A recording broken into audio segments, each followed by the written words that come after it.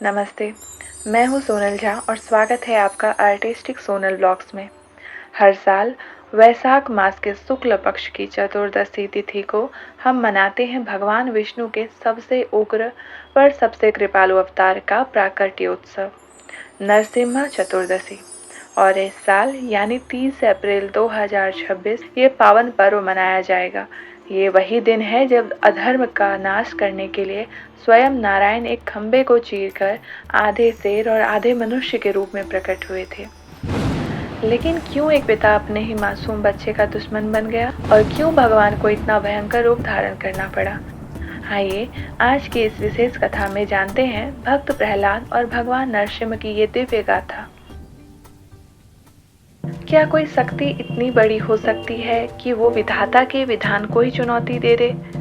एक ऐसा राजा जिसे ना कोई इंसान मार सके, ना जानवर, ना वो दिन में मरे ना रात में। लेकिन जब एक नन्हे से बालक की श्रद्धा उस अहंकार से टकराती है तो जन्म लेता है एक ऐसा रूप जिसने सृष्टि के हर नियम को बदल कर रख दिया। ये कथा है हिरण्यकश्यप और उसके पुत्र प्रहलाद की। हिरण्यकश्यप इसे अपनी ताकत का घमंड था और वो खुद को भगवान मानता था। लेकिन उसी का बेटा प्रहलाद हर सांस में नारायण का नाम लेता था। प्रहलाद को मारने की हर कोशिश नाकाम रही, चाहे वो जहर हो, पागल हाथी हो या होलिका की आग। अंत में जब क्रोधित पिता ने पूछा, कहाँ है तेरा नारायण, और एक लोहे के खंबे पर प्रहार किया, तब जो हुआ उसने इतिहास रच दिया।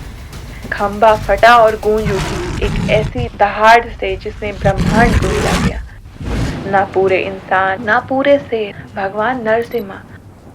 उन्होंने हिरण्यकश्यप को ना चौखट के अंदर मारा ना बाहर। उन्होंने उसे अपनी जांघों पर रखा। ना दिन था ना रात, वो संध्या का समय था। ना शस्त्र था ना अस्त्र था। उन्होंने अपने नाखूनों से उस अधर्म का अंत किया। नरसिम्हा चतुर्दशी सिर्फ एक त्योहार नहीं है, ये इस बात का प्रतीक है कि बुराई चाहे कितनी भी नियम कानून सीख ले, सत्य हमेशा रास्ता निकाल ही लेता है। अगर आपके मन में प्रहलाद जैसी अटूट श्रद्धा है तो ईश्वर हर खंबे, हर कण कण में विद्यमान है। तो दोस्तों, ये थी भक्त प्रहलाद और भगवान नरसिम्हा के अद्भुत मिलन की कथा। आप सभी को नरसिम्हा चतुर्दशी की ढेरों शुभकामनाएं।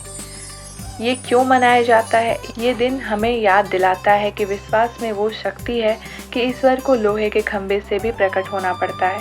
ये बुराई पर अच्छाई और अधर्म पर धर्म की जीत का पर्व है। इस दिन भक्त सुबह जल्दी स्नान करके व्रत रखते हैं। दोपहर के समय भगवान नरसिम्हा का अभिषेक किया जाता है और शाम को यानी संध्या बेला में जब भगवान प्रकट हुए थे, उनका विशेष पूजन और आरती की जाती है। लोग अनाज से परहेज करते हैं और फलाहार या एकादशी प्रसाद ग्रहण करते हैं। वैसे तो पूरे भारत में इसकी धूम होती है, लेकिन इस्कॉन टेम्पल जैसे दिल्ली, वृंदावन और मायापुर में इसका उत्सव विशेष देखने लायक होता है।